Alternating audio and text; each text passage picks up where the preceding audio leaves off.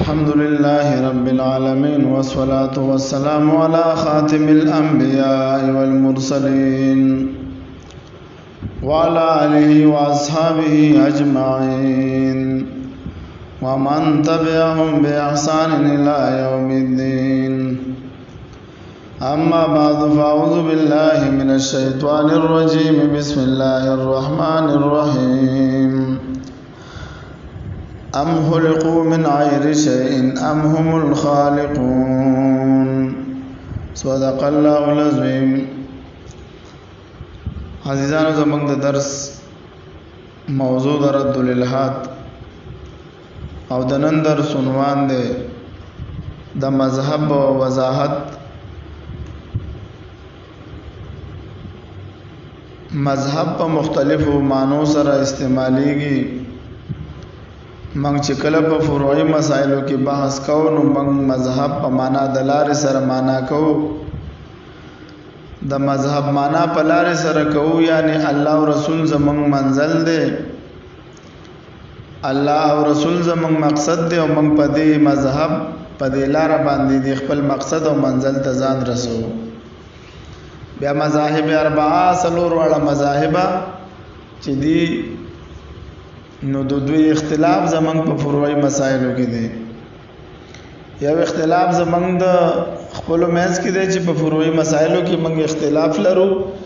یو مذهب زمنګ یو اختلاف زمنګ د ملحدینو سره دی. په خپل مېز کې زمنګ اختلاف د فروعي مسایلو کې دی، مطلب اصول زمنګ یو دي. لکه په الله باندې زمونږ ایمان دی، په آخرت هم ایمان دی، په انبیاء کرام هم ایمان دی، قرآن کریم باندې ایمان دی. څونه مسلمات چې دي په ټولو د څلورو واړه مذاهبو مسلمانانو ایمان دی. البته په فروعي مسایلو کې اختلاف د دې وجې نه دی چې دا هم د نبی علیه السلام او د الله سره زمونږ مینه ده. هر یو انسان کوشش کوي چې زه د لفظ صحیح تعبیر بیان کړم او زه صحیح حق ادا کړم د عبادت. یو اختلاف دا دی او بل اختلاف زمنګ د ملحدینو سره دی. کله چې ملحدینو سره بیا موږ بحث کوو نو دلته به بیا د مذهب تعریف موږ په بل انداز کوو. د مذهب او تعریف د ملحدینو سره چې کله تاسو بحث کوئ تاسو نه تاسو کی چې مذهب څه ته وایي نو تاسو به ورته وایي چې مذهب د توای د ځان نه یو اوچته هستی منل او د هاي اطاعت تسلیمولو توای. ځان نه به یو اوچته هستی منی او د هغه اطاعت به په ځان باندې لازم ګڼي، دې ته مذهب وایي. د ملحدینو دا نظریه ده او دا عقیده ده چې د انسان نه بره څه داسې هستی نشته چې په ده باندې خیر او شر مسلط کړي او د حکم تابعداري وکړي. کارل مارکس وایي مذهب دا مالداره خلکو ایجاد کړي دی، باچاهانو او مالداره خلکو دا مذهب ایجاد کړي دی د دې لپاره چې دا د غریبانو د پاره د نشي کار ورکړي. دا انسان په دنیا کې غریب دی نو دا په دې تبه باندې ژوند تیری چې دنیا خو خرابه ده خو آخرت به مخوي. نو دا کارل مارکس وایي چې دا مذهب د خلکو ایجاد کړي غریبانو د پاره ده. حالکه دا خبره ده غلطه ده. مذهب ایجاد دا په وحی سره شوی دی. دا د ټولو انبیاء کرامو د ژوند مقصد او د هغوی د بعثت مقصد هم دغه توحید د باری تعالی او یو لک سلیری زره کم بیش انبیاء کرام چې راغلي دي د دې مقصد د پر راغلي دي چې خلکو ته مذهب وخی، خلکو ته د الله وحدانیت بیان کی. موږ د دې ملحدینو نه دا تاسو کو چې تاسو په دوه کسانو سره د دوه کسانو په گواهی سره تاسو یو فیصله کوئ نو د دومره انبیاء کرامو دا فیصله د گواهی د الله د وحدانیت به دا تاسو ولې نه منئ؟ عقلی او نقلی دلایل په دې باندې موجود دي. یو وړستنه بغیر د ایجاد کوونکی نه نشي جوړېدلی. یو لیپټاپ، کمپیوټر، یو موټر کار، یو موټر سایکل، یو وړوکی سایکل چې ایجاد کیږي د دې نه وروسته هم څوک موجود وي دا تخلیق کړی وي دا ایجاد کړی وي. نو دا دومره نظام چې دا چلیږي د انور د سپوږمۍ دا زمنګ کم چې کهکشا د ملکی وی په دې کې عربونو سیاري او ستاره موجود دي دا څوک کنټرول کوي دا خو الله رب العزت کنټرول کوي نو د مذهب او تشریع د ځان نو چته هستی منل او د عبادت کول بیا خو مذاهب ډیر دي په دنیا کې نو د چا په نسبانه بالاتر هستی هغه وبدي چا وبو چته هستی منل لیدا هغه وی ټول هر څه دا وبو سره کیږي د هر یو شی جنس په اوبو سره بدلیږي دا نظریه د تعلیث تا دا قدیم فلسفو کې تیر شوی د قبل مسیح الملل والنحل کې دی کې مکمل د فلسفو وضاحت کړی دی چې دوی په نسبانه چا په نسبانه اوبو دا اصل دی دغه شان د کې د چا په نسبانه هوا دا اوچته هستی منی د چا په نسبانه اور دا اوچته هستی منی د هندوانو په نسبانه بوتانو ته عبادت کوي دوی اوچته هستی دا منی دوی سره عقل هم نشته چې څومره فلسفه دی او دا څومره خلک غیر الله ته سجده کوي د خپل عقل نم کار نه لي اور هم مخلوق دی اوبه هم مخلوق دی هوا هم مخلوق دی دغه شان دا بوت خو مخلوق دی دا به څنګه ستا خالق جوړ شي د حضرت ابراهیم علیه السلام واقعه مشهور ده چې کله هاول دل چټول بت پرستا چکر ته تلی میلې ته تلی د لاړ ټول بوتانه ول مات کړ او تبر رواغ سو د غټ بت په غاړه کې واچو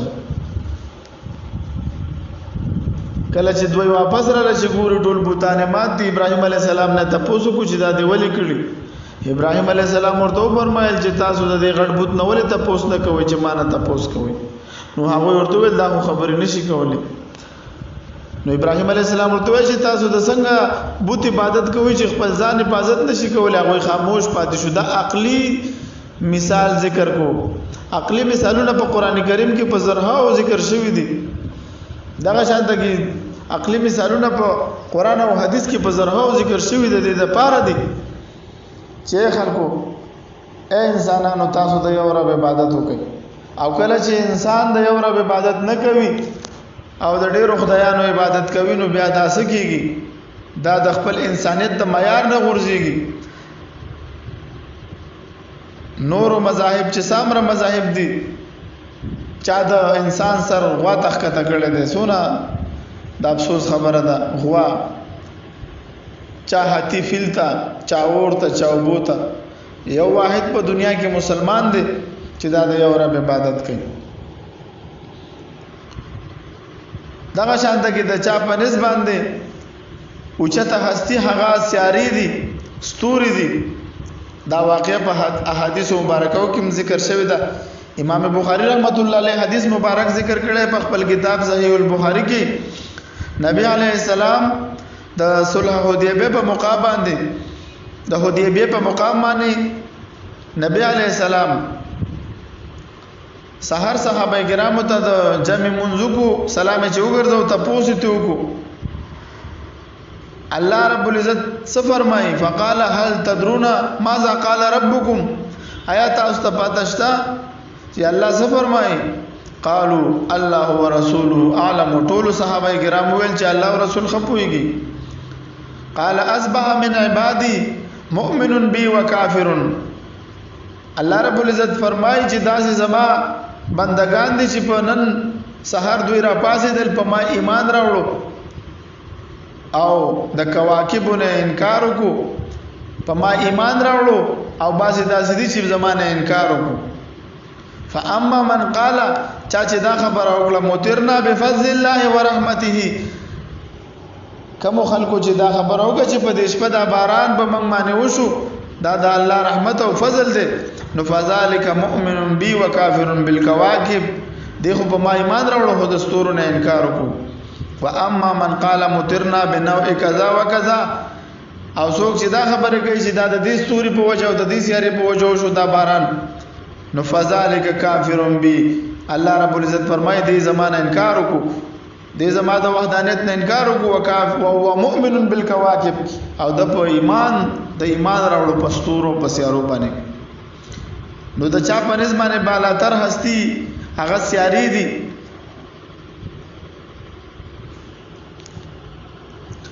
او نن سبا وخت کې د چا په نظمانه بالاتر هستی هغه ساينس دی. ډیر خلک د ساينس په وجه د الله رب العزت نه انکار کوي. یاره وای ساينس مونږ تار څو خودل ساينس خو تا ته دا خودلو چې د سمندر نه بخارات اوچت شي، د سمندر نه بخارات اوچتيږي او فضا یخ مقام ته رسیږي، هلته بیا د دنه دا وب جوړیږي. نو بیا دا خو تا ته ساينس صرف خودل، خدای درته ونه خودل چې د دې بخاراتو نه دا وب سوق جوړي، د دنه د اساس کې به سوق جوړي، دا بیا په داسې انداز سره راوريږي چې نقصان دنیا ته نه رسوي. دا سوق کوي کچره دا فطرت سره کېږي دی وای دا څه په فطرت کېږي. نو پکار خدا نه چې به یو شان مسلسل په یو علاقه یو شان مسلسل باران وریږي. که په فطرت سره کېږي پکار دی چې یو واقع څنګه کېږي هغه شان د ټول عمر وشي. یو ځکه چې سمره ملي میټر باران کېږي ټول عمر د هغه شان وشي، ولی فطرت داسې دی. نو څنګه بعضې وخت کې دامره باران وشي چې سیلابونه راشي، بعضې وخت کې دامره باران نه وي چې څوک دې څاروو ته دې اوبه میلاو شي، فصلونه ورسره وشي. نو دا الله رب العزت موجود دی، دا هر څه د په قدرت باندې دی، هر څه الله رب العزت په قدرت کې دی. نو د مذهب تشریح دا ده د ځان نه اوچته هستی منل او دغه اطاعت تسلیمول. نو دې ته مذهب وایي. کله چې تاسو د ملحدینو سره بحث کوئ نو دا درسونه کوشش کوئ اورئ او مخکې شیر کوئ. واخر دعوانا الحمدلله رب العالمین.